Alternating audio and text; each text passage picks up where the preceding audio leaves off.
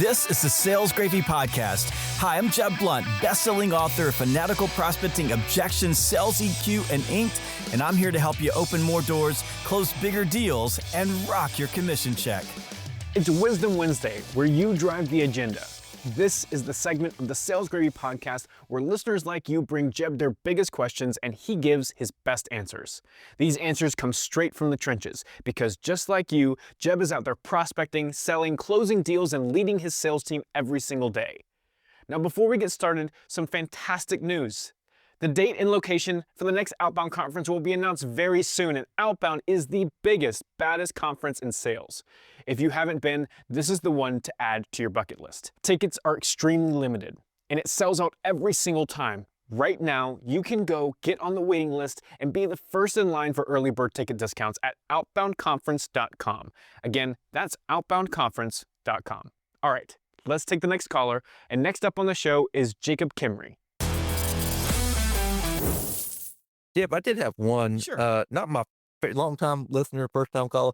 Not my favorite quote from the book, but I recently took over a team in Atlanta.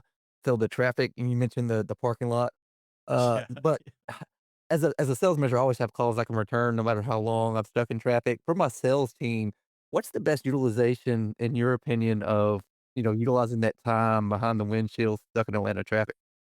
Oh, it's a great question. Oh, I love that question. Okay, so first of all, Jacob, as a sales leader with your sales team, number one thing you want to do is sit down with every one of your sales reps, and you need to, if you haven't already done this, map their territory and drop it into quadrants. So on Monday, this is where you are. On Tuesday, this is where you are. On Wednesday and Thursday and Friday. And if you're in some other area than where you're supposed to be on Monday, there needs to be a really good reason for it. Like, we need to understand why you would be crossing over to your Friday territory when you should be in your Monday territory, because the natural inclination for the salesperson is going to be driving all over the place, because salespeople have a hard time separating driving from actually accomplishing things. And what I explain to field salespeople from the get-go is that driving is not an accomplishment. So we need to maximize our sales day. The other thing you want to make sure you're focused on, Jacob, is that when they're in the field, especially in today's world where we're really getting a lot of pull from in-person knocks, is that if they're going out and they've got appointments, or they're going out canvassing, that all of that is tight. If they got appointments, then they are in the CRM planning in advance their in-person knocks, and that you teach them the T-calling technique, which is when you walk through a door, look to your left, look to your right, look behind you, so that you're just maximizing the time in the field rather than spending time in traffic. Now, if I'm having a conversation with your salesperson and they're in Atlanta, you're going to be sitting on 285. It is a parking lot at times. And you're in your car. Number one thing for me is automobile university. So if you're in your car and you're staring at a windshield, what needs to be playing through the speakers of that automobile is something that's good for you. We created audio courses, for example, on Sales Gravy University, and we've got a lot more that are coming that way so that people can just push a button and they can just listen while they're in their car. Sales Gravy Podcast. We podcast 3 days a week. This question will probably end up being on the podcast, so you can play it for your salespeople. But you've got something that you can listen to that's good for you, and there's a lot more out there. So in your car, when you're driving, no news, no music, listen to something good for you. Automobile University is powerful, and it will help them get better. That would be my number one focus for them. Now, earlier today, I did a call with a young rep out of Canada who is out in the field all day long. And we were talking about how does he build prospecting blocks into his day? It's a good question, because he starts at 7:30 in the morning. He's going till about 6 o'clock at night because he's selling to contractors. It's home services. He's out there, standing on roofs. He's working through a lot of field work. He's asking, how in the world do I build in a call block? Well, there's a couple of options for him. One, there are dialers in apps that you can drop a bunch of phone numbers in that'll allow you to dial while you're in your car, so you're not doing things that are dangerous.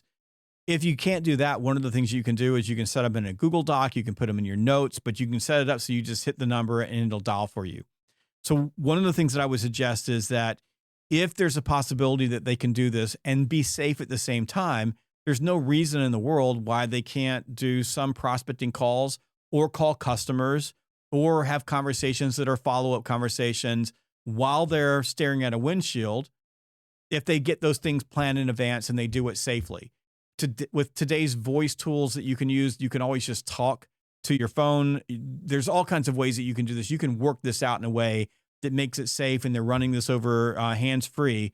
So they're maximizing the time that they're in their car, staring at a windshield. So I would start with, what are you listening to? And this is as a leader, Jacob, I learned Automobile University from one of my first leaders who sat me down and explained this to me, and I never looked back. It was one of the most important lessons.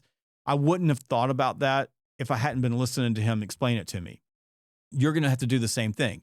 Spend some time with your people and explain to them about why investing in themselves, always putting something in their mind, like keeping their skills strong, all of that matters to a salesperson because we're in skill positions. We're elite athletes of the business world. When we're constantly investing in ourselves, we get better. We have better conversations. We ask better questions. We think differently. And that can be an audiobook, podcast. It could be a lesson on Sales Gravy University, any of those things. I would focus on helping them be as productive as possible in their car, and then coach them and teach them and work through how they can do that. So before I wrap up, what I would say to you, Jacob, is this might actually be a really good conversation for maybe the next 2 or 3 sales meetings that you have, where you bring your people together and like get them to come up with those answers. No, I'll just say I appreciate it. And like after my move to Atlanta, I've definitely, been able to listen to more of your podcasts. So it's definitely, good use for me and my team. And just kind of wanted your feedback. So certainly appreciate it. Excellent. Very good. Thank you. When you're leading a sales team in the field, in a city like Atlanta, where traffic isn't just a nuisance, it's a daily certainty, how you use that time behind the windshield can define your team's success. The key lesson here is that driving is not an accomplishment. It's dead space, unless you make it productive. As a sales leader, it's your responsibility to help your reps turn that drive time into gold with the right territory planning, strategic in-person knocks, and what we call Automobile University. Whether it's a podcast, an audiobook, or a lesson on Sales Gravy University, if it's in their ears, it better be building their skills. And when reps learn to think like elite athletes, training constantly, thinking sharper, and asking better questions, they don't just pass the time in traffic, they gain a competitive edge. So the next time you're staring at the brake lights, don't waste the moment. Learn, plan, prep, and grow, because top performers know momentum doesn't stop when the wheels do. All right, let's take the next caller, and next up on the show is Ken. We kind of lay out our process in that first meeting to get them to agree, this is how this is going to go. After we've looked at, we're roofing, after we've looked at your roof, we're going to have a conversation on the phone and talk about what our next steps are. And then eventually we'll float a trial balloon to get some agreement. This is what we think we're going to propose to you. Is this going to work for you?